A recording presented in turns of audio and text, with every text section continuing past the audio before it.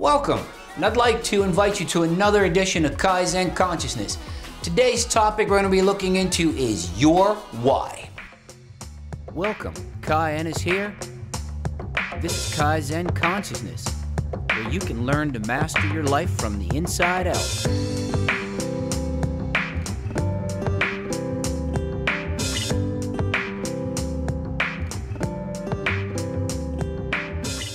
All right, let's talk about this why. So, what is your why? Well, before I get into that, I'd like to give credit to an incredible author named Simon Sinek. Simon has a book called Start With Your Why. I suggest that any of you who are interested in looking into this any further, you take a look at some of his material. Now, here's my take on it. Your why. All right, I believe that your why is really something that you have to develop. Now, some people might claim that we have a purpose that we're in this life for in the first place. So you're born and you're here to execute and find out what that purpose is. I could see that. But I think it's a little bit more complex than that. Now, how does this work? Well, you start with this why because honestly, I believe that all people want to live an exceptional life. An exceptional life is extraordinary. Now, if you want to live this exceptional, extraordinary life, it would appear that you really need to take a look at some of the fundamentals of who we are. Now, who we are is that we have a baseline coding. This coding is rooted in survival. So our brain, sometimes called the lizard brain, is really designed for us to survive. So now we go about developing a life of layers upon layers upon layers of how to survive. At what point does our life actually become exceptional? That's really the next step. Well, exceptional is when you can get beyond this baseline reactionary relationship that we develop in this material life. So let me give you an example. So there are people who are really good at the material world. They know how to pay their bills. They pay them on time. They have great credit scores. They have many material items. They do really well, well respected in the community. They have great jobs, great professions. But at the same time, there are people who have those things and want more. Now, what's this more? Well, that's the development of an interior life. Your interior life is emotional, it's spiritual. So how do you develop that? Well, you have to have some place to aim it, okay? And that aiming is your higher purpose. So your higher purpose is your why. Why do I do anything? Why do I go to this job versus that job? Why am I in this relationship? Why do I want to raise my kids a certain way? Why do I want to have certain relationships in general? Why are these people important? Why is this important to me? I mean, this goes on, but there's always a why behind this. Not a what, not a how, as Sinek says, but really it's your why. Companies, he says, that have a strong why attract a really loyal following.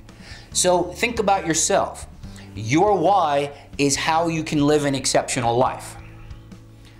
I've asked the following question of many people in my audiences. I've said, so what is it that you really want to leave as your legacy? What is it that you want to leave behind? And what they come back with is that they want to have mattered, that they want to have made a difference. Now, I think that's a noble effort. So how do you make a difference? Well, when somebody has a strong, actualized why, now they can make a difference. They have a reason, they have a passion, they will follow through, they're motivated, they will go and go and go. They don't run out of energy, they don't hide, they don't live in a digital world. They engage with other people. They know that the difference they're going to make is dealing with other people. With your why in place, you can now start to answer questions really easily. Let's take a look at this. If I'm trying to solve a problem intellectually from the head, I usually have incomplete answers. Science, math, they do a great job. Logic, do a great job of filling in plenty of holes. There's always something missing. So it seems that I might as well introduce you at this point to what I believe Kaizen Consciousness really stands for, and that is that you start to infuse the heart into this. Heart-based answers, intuitive answers that are heart-centered, getting the brain to align with the heart. Remember in my other video, which dealt with breathing to live longer, what we looked at was brain and heart, or mind and heart coherence. So we're trying to get the two to work together. Well, if we're going to get them to work together, let's take a look at thinking with your heart to some degree, okay? Now, if I have a passion, if I run into something that I really think is amazing, at this point, it would imply that that aligns itself with my higher purpose. Brain questions, for example, they get either or answers. So it's either this or it's that. It must be this and it's not that. And that's true, but I've always found this very frustrating. So for me personally, I really want to say that the heart-based type of thinking, heart-based type of encounter with the world, it leaves you way more fulfilled because it really asks you more dimensions of your being to be engaged. It wants those dimensions of being engaged. What happens when somebody has a strong why? Everybody around them picks up on this. This is something that people are instantly attracted to. When we say somebody has a magnetic personality, that's what we're saying. They are in tune with their why. They are aligned with their why. So think about it this way. Somebody wants to lead. Somebody has a passion. They have a purpose. They tell others, and others instantly want to not necessarily follow, but align to that. And then they'll help that person move forward to become a leader in the community. When someone has a strong enough why, it becomes their true defining purpose. It becomes a reason for why they do anything and everything. So how can you find your why? It starts with your needs. Sure, physical and safety needs have to be met, but what emerges is that we're really talking about your spiritual and emotional needs. Once those are set, you can sculpt your world to meet those needs often and subsequently elevate your quality of life. Now, how do you identify your why? Well, ask yourself some questions. For example, 1, do you want to live and unite with others? Or 2, do you want to create and nurture? 3, do you want to plant roots and feel connected? 4, do you want to produce something outside of your childhood programming? Or 5, do you want to design a code with which you find your way through the world?